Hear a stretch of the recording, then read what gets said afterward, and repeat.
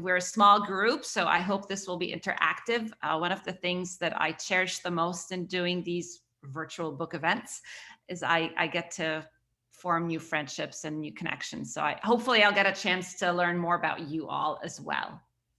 And we have a good collection of Egyptians here, as well as Americans of all persuasions. So we're small but diverse even here.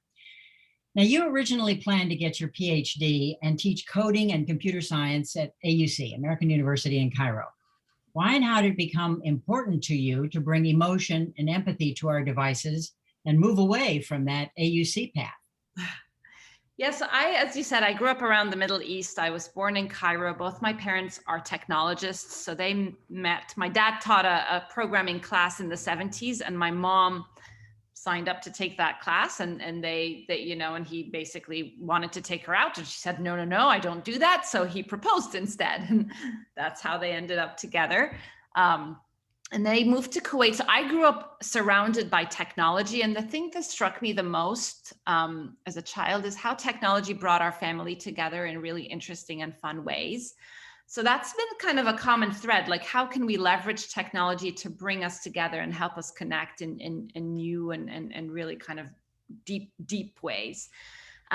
So I studied computer science as an undergrad at AUC and just became fascinated by this human-machine interface, like the connection between humans and machines. And I kind of started to think about, where is this going to go next?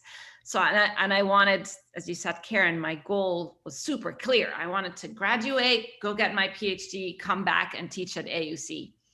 So sure enough, I got an opportunity to go do my PhD at Cambridge. And then the way I like to characterize it is I kind of outgrew my dream. So at Cambridge, I started building this algorithm that can read your facial expressions, and I'm sure we're going to dive into that, but essentially built the very first prototype of this technology that can, using any camera sensor, it can detect your smiles and your frowns and your eyebrow raises, and then it had this complex mechanism for mapping it to an emotional and cognitive state.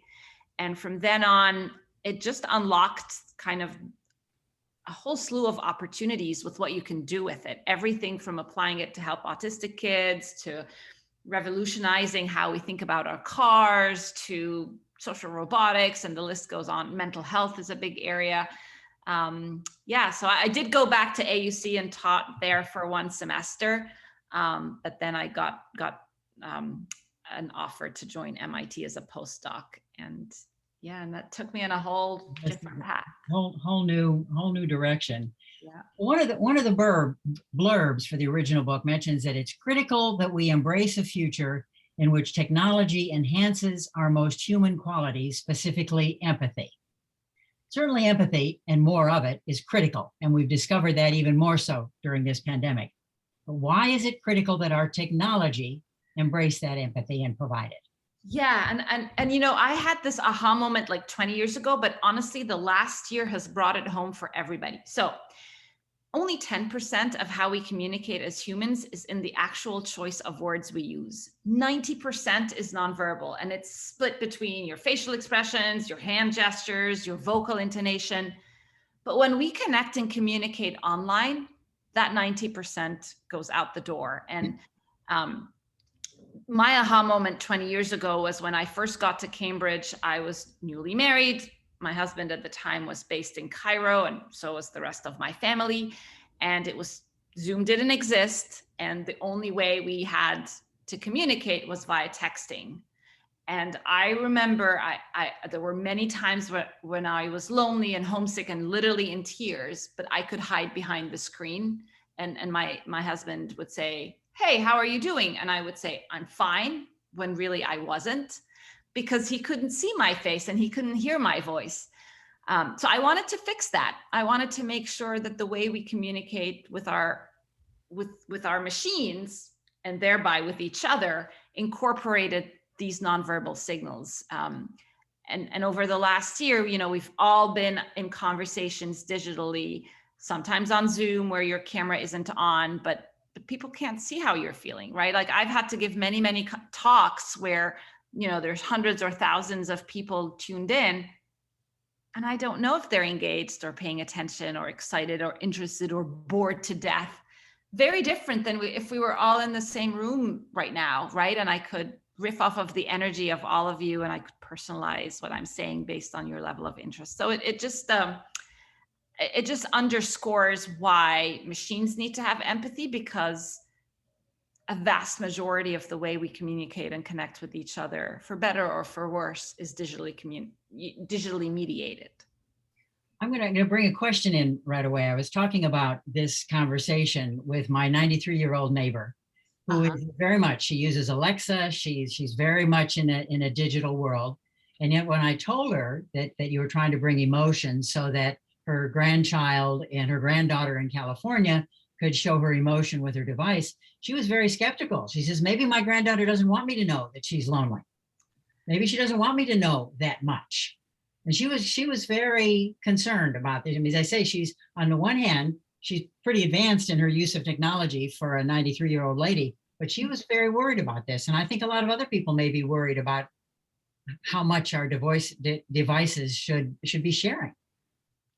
I think she should be worried, actually, because there's incredible potential for this technology, but there's also, it's very personal data. So there are ways where, in the wrong hands, it can be manipulative, and it can be used to discriminate against people or in profiling. So when Roz and I, so Roz is my co-founder, she's a professor at MIT, and we started the company 12 years ago now.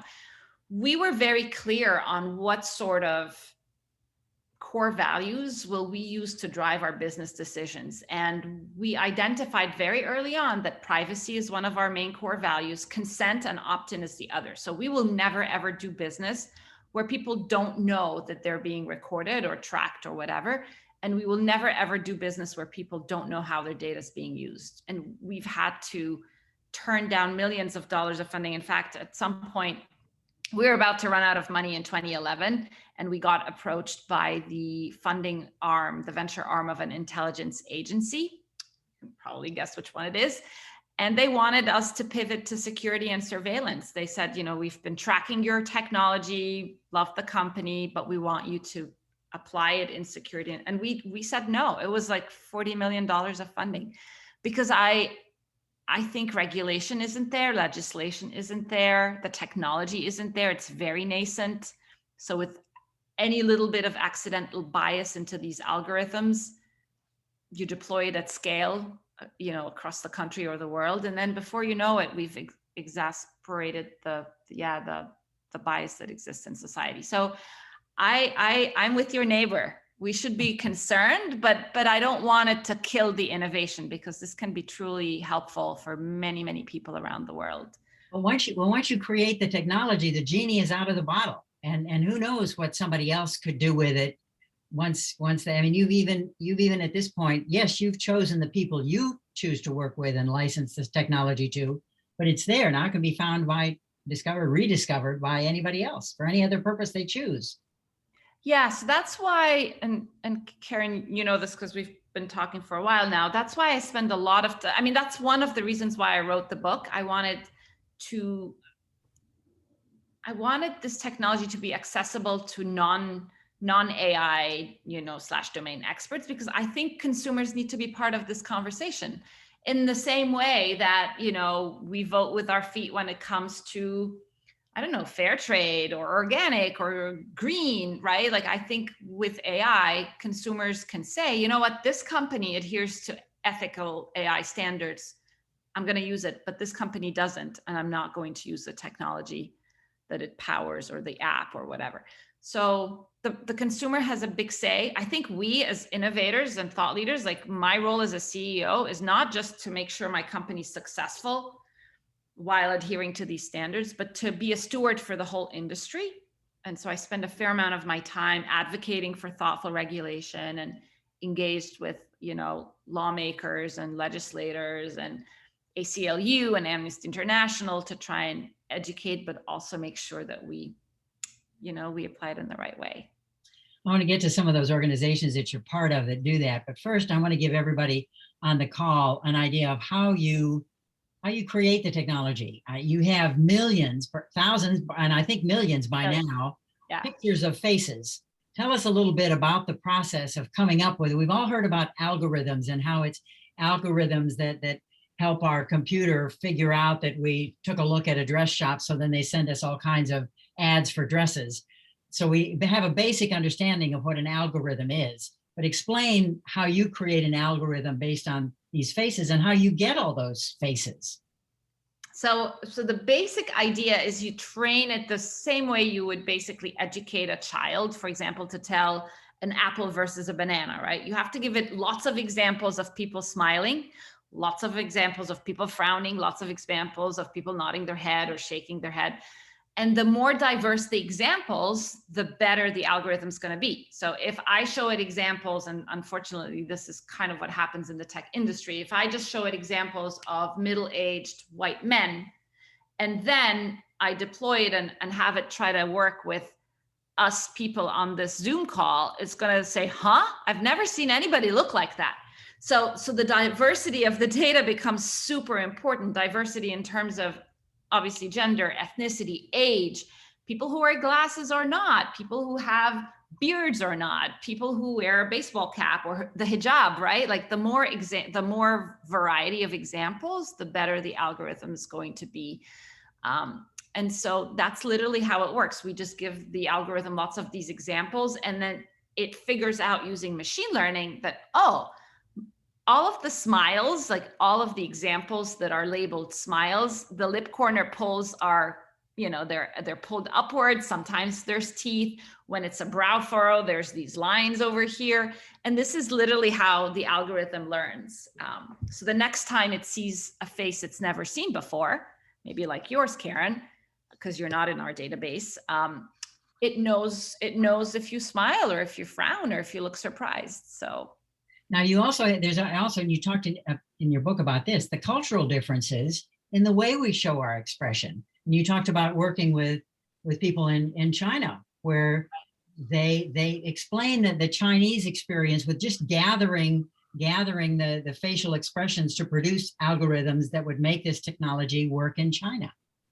Yes. So very early on, I mean, we are now deployed in 90 countries around the world, but earlier on, when we were still kind of at the beginning of this journey, I remember we got a call from our Chinese partners and they said, this technology doesn't work. And we were like, what do you mean? And they were like, well, it's always flat. Like it's not recognizing any smile. It's not recognizing any expressions. So we dug deeper and we found that, first of all, there are some cultural differences in how people express or feel comfortable expressing their emotions. So in individualistic cultures like the US, people tend to be opinionated and there's value being placed on being different and out there. In collectivist cultures like China and Japan, and I kind of want to say Egypt, although there's less literature about that, you want to be part of the, you don't want to be a rebel, right? Like you want to kind of fit. And so people don't tend to express negative emotions in public. They might dampen or even mask their expressions altogether in the presence of strangers, right? So yeah, we had to go back and retrain the algorithm with tons more examples of Chinese people, so that if they have a tiniest smile. Any countries where you just couldn't fit them into the algorithm? No, but we've since created like these region-specific benchmark. Like if you compare a Brazilian woman with a Japanese man, and I'm kind of generalizing a little bit, they're just off the chart. Like they're on the opposite ends of the spectrum. So instead, we just compare Brazilian people with Brazilian people and Japanese people with Japanese people. Again, I'm kind of simplifying a little bit. But we've recognized, the other thing is, which I found super interesting, we did a cultural and gender kind of analysis, and we found that in the US, women smiled 40% more than men when viewing the same content. In France and Germany, it was only 25% more. And in the UK, there were no statistically significant difference between men and women. Go figure, right? So it's just really fascinating to look at the interplay between culture, gender expectations, and even age too. It's but it's all very new. So I think we have more questions than we have answers at this point. Are you still collecting pictures of faces? Is that always going on? It's always going on, because every time, for example, one of our core businesses is we try to understand how people engage with content, maybe, you know, a Netflix TV series. And we want to know if people liked it, disliked it, were engaged, interested. Tear-jerking ads, like, do people actually cry or roll their eyes? But we do it with people's consent. So we ask for your permission to turn the camera on while you're watching this content. Often people get paid to do that. And so we now have 10.5 million facial responses, which is about 5 billion facial frames. It's a ton of, it's more data than we know what to do with at this point. We're going to go back to ethics a little bit. Heba has asked, is there a code of conduct for the use of AI or the development of AI? And this gets into some of you talked a little bit about that in the book, and particularly the committees that you're now part of, and FATE. Tell us a little bit about some of those groups. Yeah, there is an organization called the Partnership on AI, Consortium, PAI. It was started by actually researchers at Microsoft, Amazon, Facebook, Google, IBM. And they partnered with Amnesty International and ACLU. And then they invited startups like Affectiva to join this consortium. And it might seem trivial, but it's not, because as technologists, we never talk to people at the ACLU, like never. And so this is kind of a multi-stakeholder, very diverse group of people coming together. I am on the FATE committee, which is the Fair, Accountable, Transparent, and Equitable / Ethical AI. Just before COVID hit, we had finished an initiative where we tried to literally outline all of the different use cases of emotion AI. And then we tried to think ahead of time preemptively, what are the unintended consequences? Like, how is this going to go wrong? And then how can we guard against it? And it was the very first time anything like that had been done, where you proactively think about what can go wrong. Like, think about Facebook. They just, like, their mantra is fail fast, right? Like, just get it out there, then we'll see what happens, and then we'll fix it. And we took a very different approach. We were like, well, before we apply it to this industry, let's really think through what can happen. So thank you. So have you come up with anything? I mean, I know you just had one meeting with that FATE group, but have you come up with anything that's an unintended consequence that you're now working to avoid? Yeah, so FATE, actually, we met over the course of that initiative, like once a month for like 18, like it was a long, and I still think there's a lot more to be done, but we identified almost like, so there's these like high level guidelines, make sure that it's fair, explainable, accountable, transparent, which is great. But I think what we did, which I'm super proud of, is we translated that into action.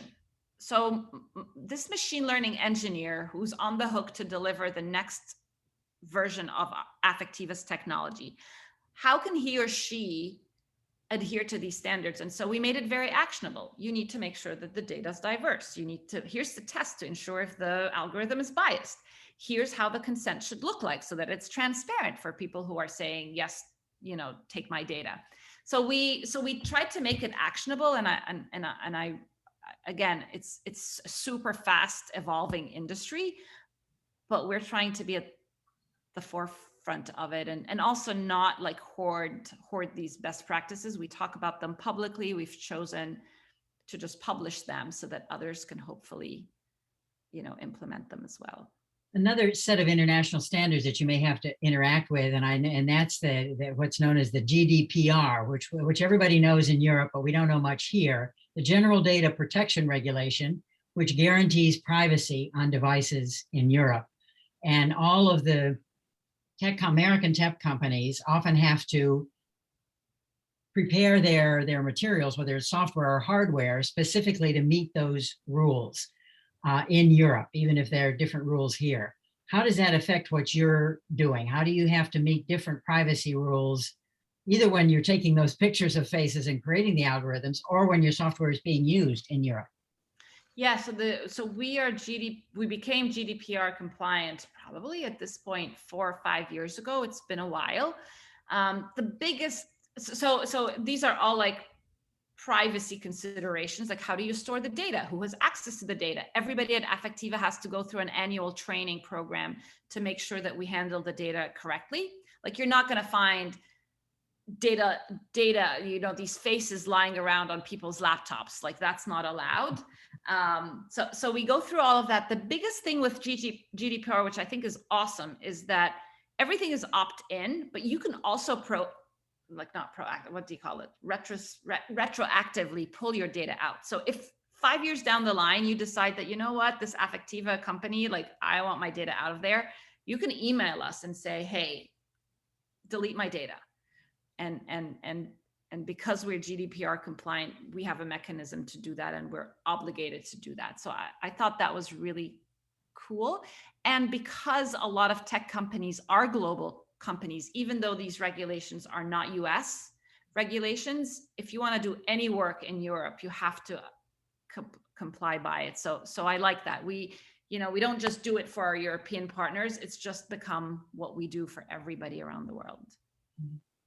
Please, everybody, please continue to put your questions in the chat or just raise your hand. We don't need to monopolize the conversation here. Everybody can talk. One other thing I want to mention, and I follow you on social media, and it frequently says, we got 3 new patents today, or we got 2 new patents today. What are you getting patents for? What specifically are all those continuing patents coming for? So patenting is a way to basically, I don't know, the way I describe it is to kind of, you're painting a vision of the world that hasn't existed yet, and we're putting stakes in the ground and saying, hey, emotion AI can be applied to social robotics or to the automotive industry or to your Alexa, right? And it's amazing because for us it's a team sport, so it's not just our core software engineers who patent or invent and become inventors. It's anybody in the company. And if you have an idea related to what we do, you submit it to our patent counsel, who we call Dean the patent machine, because he's so awesome, and myself, and we will, we'll sit and review it, and anybody can be an inventor. Which again is our way of saying tech should be inclusive, and we should have diverse perspectives around the table. I don't have the statistic handy, but I think it's really abysmal, the number of women inventors. If you look at the patents, just the patent literature, the percent of women who are inventors is really sad. So we're trying to change that and encourage just a lot more diversity in the invention landscape. We have a question from Delilah Khaled. And you talked initially about sort of how you got from being an AUC professor to coming to the US, but she wants to know about your entrepreneurial journey. She does a lot to promote development, and how you got from concept to fundraising to launch to growth. Tell us a little bit about that journey. Yeah, and Delilah, if you want to also say hi, I don't want to put anybody on the spot, but if do say hi if you want to. Hi, Rana. Hi. How are you? Good. How are you? So do you mind sharing a little bit about what you do? And sounds like you're involved in the entrepreneurial landscape. Yes, very much so. So I come from the international development world, which I've done so for 25 plus years. But I come from a background of working in inclusive finance and inclusive infrastructure. But a lot of the work that I do is at the cross-section of women's economic empowerment. And I am now a partner with a new fund that we're trying to launch called Global Bio Fund, which is specifically set up to invest in women startups and women founders across the bio life sciences space. So everything from health to ag to kind of the environmental domain. Oh, I love that. I would love to connect, by the way. Absolutely. I've been tracking you for a long time, and I know we have some mutual friends, Dina Sharif and a few others, I'm sure, from AUC days. Yeah, when you mentioned what you do, I was like, oh, I wonder if she knows Dina. Yeah. Yeah, and do you know, are you part of All Raise? No, I'm not. Okay, you have to be. Okay, I'm gonna make a note. Yeah, so just quickly on All Raise, it's a nonprofit got started in Silicon Valley, but now it's just all over the US. I'm on the Boston Steering Committee. Our mission is to support female founders and also female funders, because like Delilah, we don't just need more diverse female founders, but we need more investors who are going to support diverse ideas. So I love being part of the organization. I bet you, are you in DC? I am, and you're so spot on. My whole mantra is that not only do we need to have more investments in women, we need more women around the investment decision-making table.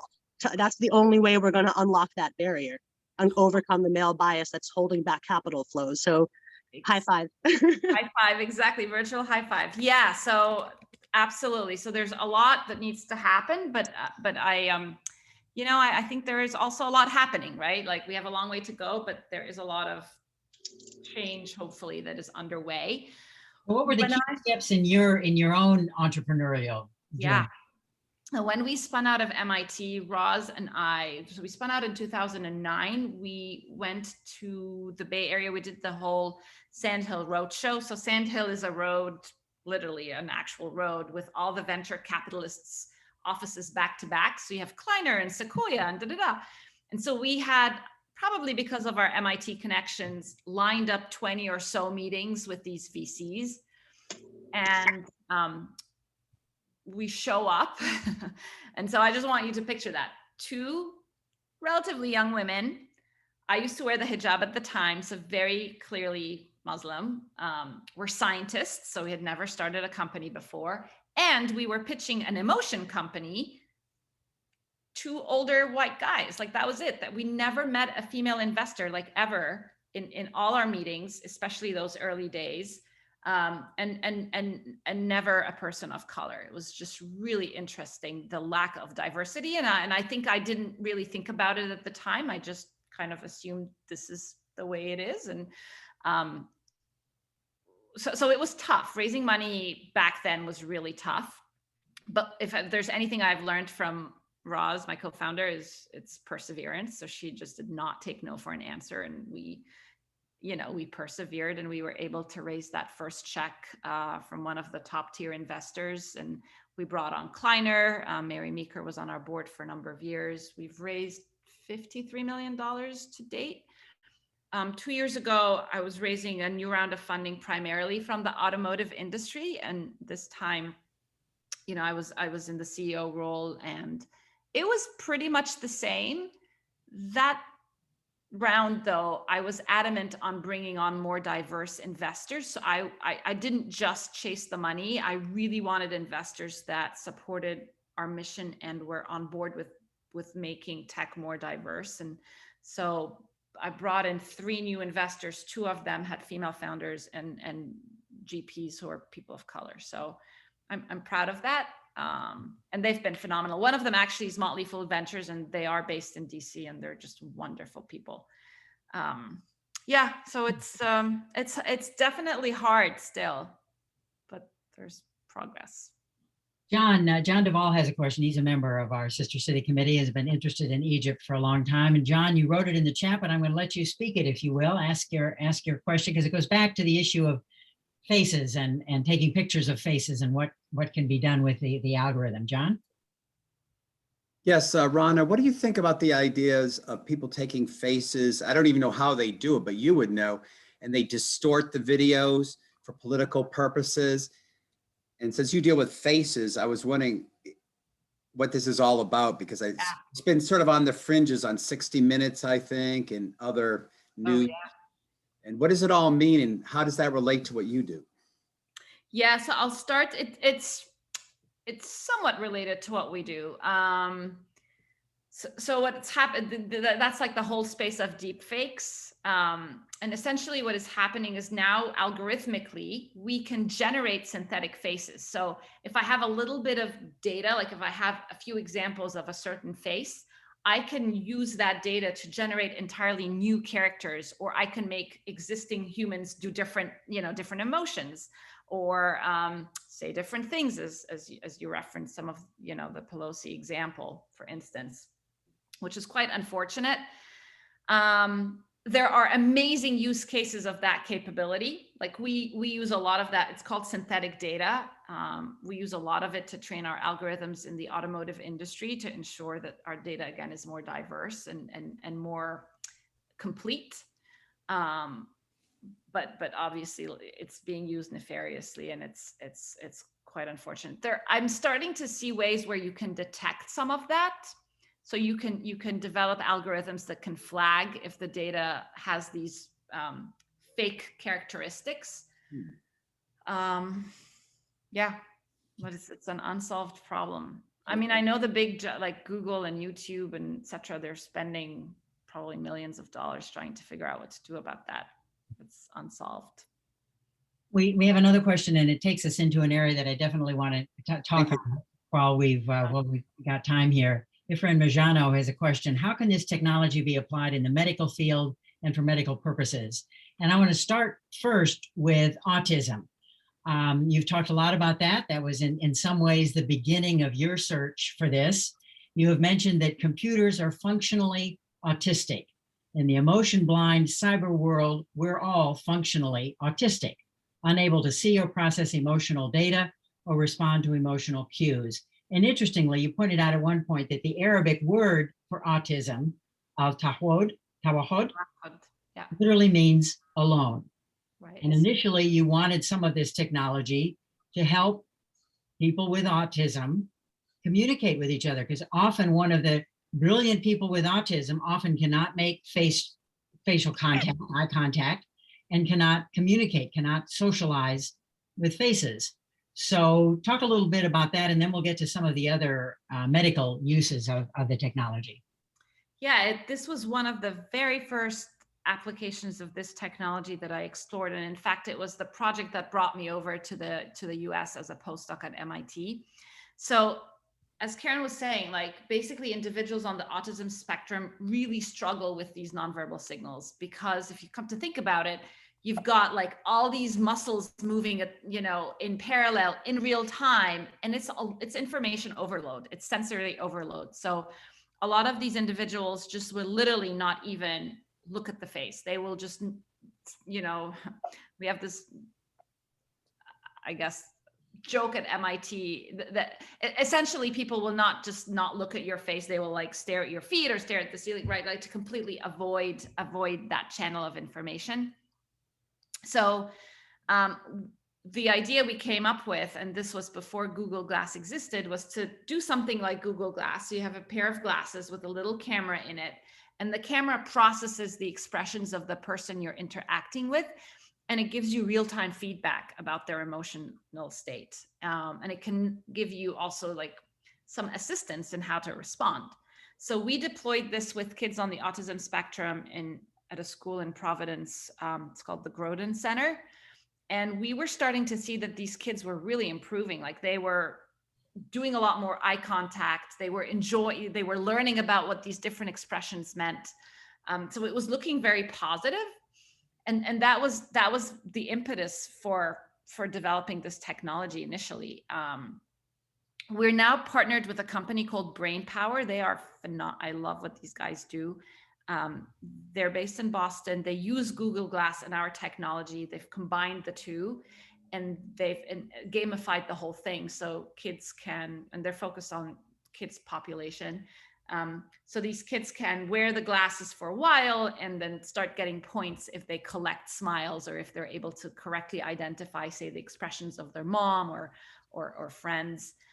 They've deployed this in about 450 homes around the US. We are already seeing that the kids are improving in their ability to read these signals. The big question is, is this a prosthetic device, or is it just a learning device? As in, if you take the glasses away, have these kids generalized what they learned, or do they really need the glasses? And we don't know the answer yet. That's part of the trial that's underway. Now, are you still where there was a company, another company, BrainPower, that was using a lot of that? Are you still working on this with them? Yeah, yes, it's their we just license our technology to them. And in fact, we do that for free because we just believe in their mission. So we're not making any money out of that particular application, but What about some other medical uses that have been talked about, and I don't know where they stand now? Parkinson's, for example. How might it be used with people who have Parkinson's?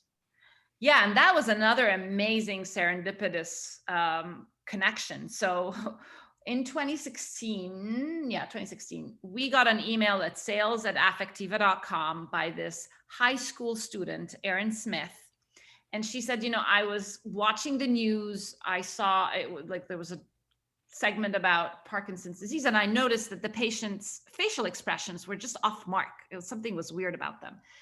And she was like, I want to use your technology to study Parkinson's patients. and I remember our head of sales was like, I don't know what to do with this. Like, she can't afford our technology. And I said, well, we're not going to stand in the way of a sophomore at high school. So I was like, just give her access to it. Let's see what she does with it. And she went off, and 3 months later, she had partnered with the Michael J. Fox Foundation and ran a study of about 100 Parkinson's patients and then a control group. And she found that there are these facial biomarkers for Parkinson's, which is just fascinating. Nobody had looked into that before. So she was able to quantify all of these biomarkers, and she started a company called Faceprint. She's trying to commercialize this technology. She took a gap year between graduating high school and then starting at Stanford, where she's there now. And she's just a phenomenal powerhouse. She's amazing. So that's where, and she's trying to really kind of, the idea would be early diagnosis of Parkinson's, and just leveraging the fact that we're all sitting in front of our machines all the time. So we can easily. So in that case, it's not making life better for people who already have it. It's figuring it out soon enough to maybe treat it and do something with it. Exactly. What are some of the other mental health? What are some of the mental health applications that you're excited about? Yeah, I'm very passionate about mental health because, again, I think, if you walk into a doctor's office today, they just measure your temperature on your heart rate. They don't, and your, your vital signs. They don't ask, or your blood pressure, right? They don't ask you what it is. With mental health, it's still a self-reported questionnaire on a scale from 1 to 10. How stressed are you? How depressed are you? How suicidal are you? Very, very subjective. Not at all data driven. Whereas, again, we know that there are vocal biomarkers and facial biomarkers of stress and anxiety and depression. Can we leverage the fact that we are so deeply ingrained and, we're tethered to our phones, for example? Can we use that fact and have the phone, with our permission, collect kind of our baseline? And then if we start deviating from it, it can flag that to you, or a confidant that you've assigned, like a family member, a friend, maybe a doctor or a physician. So lots of privacy concerns around that one, but if we do it right, it can be transformative, because you can get people help, again, just in time help or early help. Except, do we want, again, and this goes back to what we were talking about at the very beginning, do I want my device to come back and tell me, you look sad today, and suddenly my computer is going to be selling me all of these psychological be happy apps?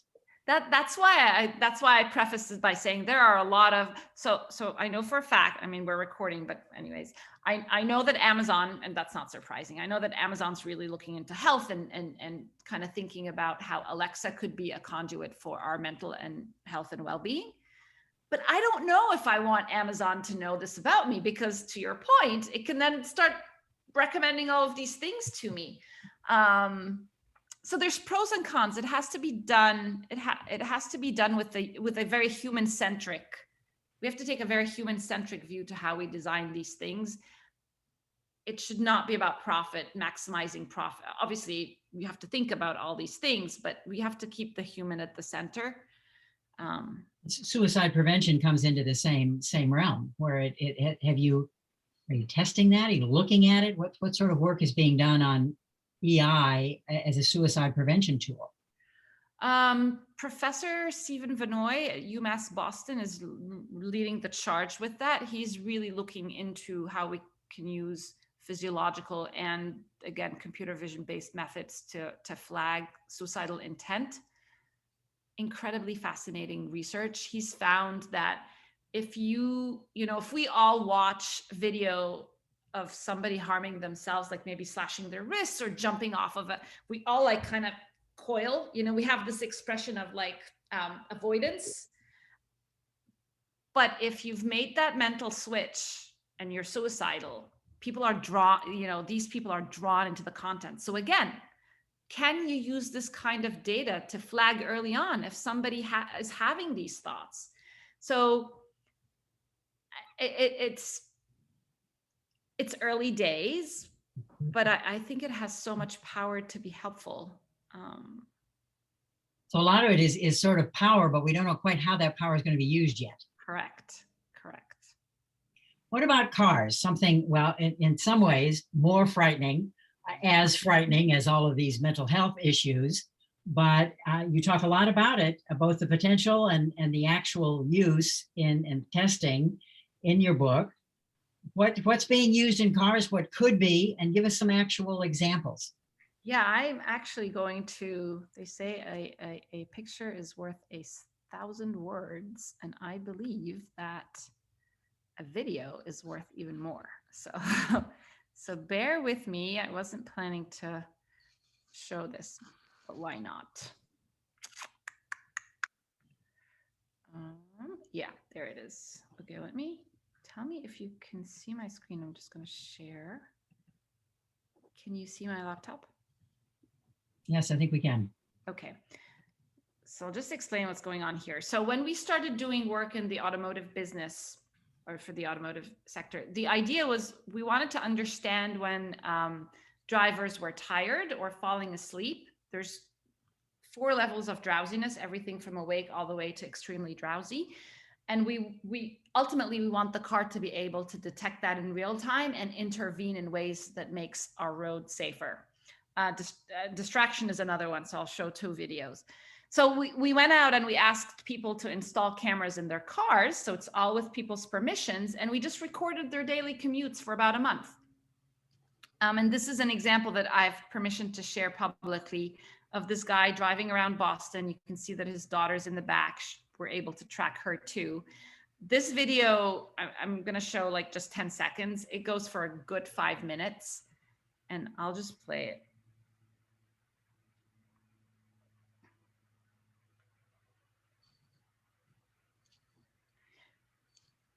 So he is extremely asleep, like he's basically in the extreme state of drowsiness. And it's very easy for the technology to detect that because his eyes are closed for more than 2 seconds, his mouth is open. And so this is an example where the car can actually really intervene in real time. And there's a whole discussion around how much should the car intervene. Does it zap you to wake you up, or does it just like blast some, I don't know, like some mint smells into the car? Or does it even, if it's a Tesla, it could even say, you know what, I'm going to take over control of this vehicle and drive. This is another example, this time from this woman who was driving around Cairo, where we also collect some data. So she's texting while driving. Don't do that. I don't know if you can see that. She's got 2 phones in her hand. Yeah. Pretty scary stuff. So her hands are off the wheel, her eyes are off the road. Again, very easy for the technology to detect kind of this kind of head pose, eye gaze change. So we're trying to build these into cars. Hiba has a question. Go ahead, Hiba, unmute. Yes, thank you. The Cairo one scared me to death. Right. But I can see that, yeah, that definitely happens. Right. Oh my goodness. I rented a car a couple of years ago that after 2 hours, I was driving from Las Vegas to the Grand Canyon. And after 2 hours, it kept flashing in my dash. I kept flashing a message.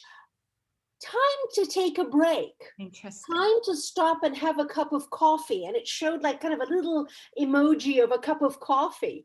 And my cousin from Egypt was with me actually. And I was like, wow, look at this, you know, because I mean, I drive a very old car and, but that was something that, you know, it definitely got my attention. I had been driving for 2 hours straight. So I guess it noticed that I was in my, or there was something in the seat that I didn't move, you know, right? And I hadn't, because there must have been ways and probably camera and whatever, but anyway, that was my experience. That was really interesting. But that's exactly it. I don't know if this particular model had kind of this technology or not, but if it had a camera and if it were tracking your eye blink patterns and the speed of your blinking rate, etc., it can pick the right time to nudge you to take a break or take action. How much of this technology is being used? I mean, there's obviously some of it right there in what Heba experienced, but what else, what are other aspects of this technology are being used right now or could be? Can we buy a car with? You can buy cars with very early versions of it. It's not powered by Affectiva. We are in conversations with automakers, but the auto industry is so slow. So the deals we sign today, the cars that will be on the road is like 2024, 2025. So it's a few years out. And what will those cars do? What will, in 2024, what am I going to buy? What is that car going to do? So it's definitely going to track drowsiness and distraction and provide some sort of support or help and assistance, but it will also detect things like, you know, if you're talking to the voice assistant in your car and you're frustrated, it will detect that and hopefully again try to be empathetic and apologetic. So there's beyond just it will also detect the other occupants in the vehicle, so it will flag if there's a car seat in the car and if a child's left behind. There's a whole bunch of features. Now, how trustworthy is it going to be? I mean, I have something in my Honda called a Honda Link, and I'm supposed to hook my phone into the car. About 30% of the time, it doesn't work. It doesn't detect the phone, won't switch to the right radio station, it won't switch to the map. So 70% of the time it works. But if I'm depending on this for my life, it's one thing to depend on it, you know, to get a radio station. If I'm how am I going to depend on something, on an algorithm to get me safely somewhere if it can't now get the right radio station? How am I going to expect it to take care of my life?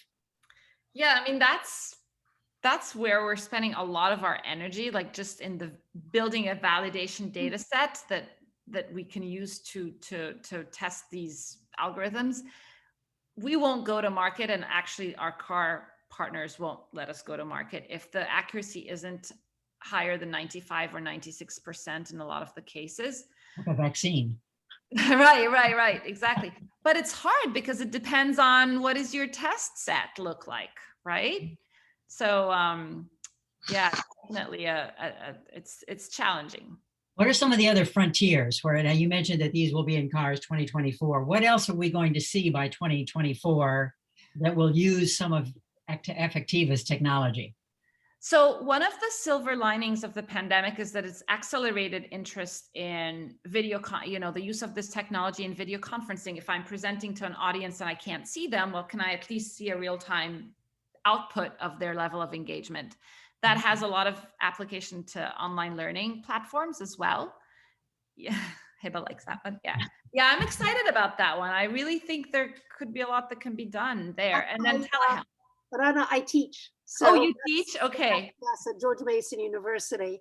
And, 90% sometimes of the students don't have their cameras on. So I'm always guessing, Right. Right. And I think what's interesting is you don't always have to have the cameras on, but you could still give permission to the camera to assess the information, just like give you a probability score, as opposed to showing you the videos, because again, privacy is a concern. Telehealth is another area of interest that I think there's a lot happening in that space. Yeah, so just a lot of innovation. We have just a few minutes left, and please, if anybody else has any questions, please raise your hand or put it in the chat. But hiring is another area that you touched on in the book. Is this kind of EI being used now in hiring, or is that also a frontier? It's a frontier. It's a very controversial frontier, as it turns out. The way, and one of the companies we partner with, they're trying to use video resumes instead of word resumes because it's hard, especially for some jobs like a sales job or a customer service representative or a flight attendant where you need empathy. It's so hard to communicate that in words over, in a Word document. So they ask people to create these videos, 5-minute video interviews, and then we use our algorithms to sort people by their level of emotional intelligence, if you like. So on the one hand, it helps mitigate the biases because it's gender agnostic, it's ethnicity agnostic, it's just looking at your soft skills. So hopefully it's less biased than a human, an HR person in many cases.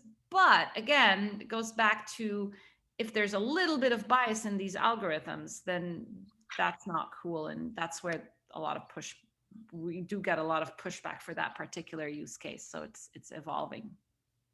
I'm going to go back to your being Egyptian American or American Egyptian. You mentioned at one place you would never have become the independent, self-sufficient woman I am now in Egypt.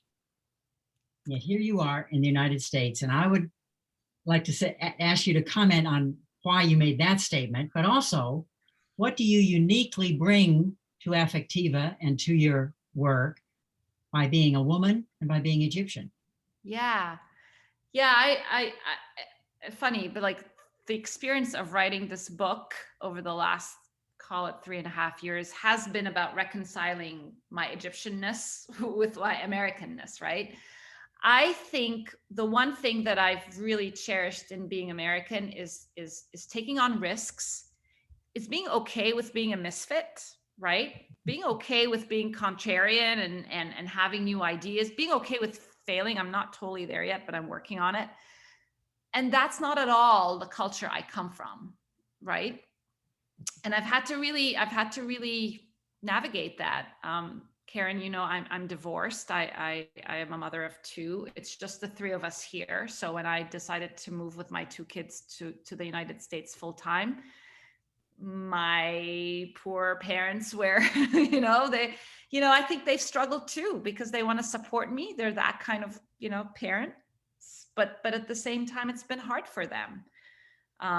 It's been hard for them seeing me leave academia, like this job at MIT, and become an entrepreneur. Like my mom kind of was in denial for a few years, and she'd always introduce me at this MIT professor. I'm like, Mom, I left MIT like 4 years ago. I now have a company, but I'm still the MIT, so I think they've had to navigate a lot of that too. I do think what I bring in being Egyptian and Arab and Muslim is the generosity, is the warmth, the hospitality, the empathy, the connectedness. And that is so true to our culture as a company. And I'm proud of that. And I think of myself as a bridge. And I tell my kids that too. A lot of people we interact with in the United States have never been to the Middle East. They've never met an Egyptian woman outside of watching all of these like Netflix series and the news. And so we're ambassadors to that part of the world. And it's a privilege and a responsibility. And I love that. Well, that's a happy point to stop on. We have many Egyptians on the call today who are exemplifying that openness and caring and curiosity and creativity. So I thank you all. I thank you all for being here. Go find your copy of Girl Decoded and pick up the paperback. You've got all the links in the chat.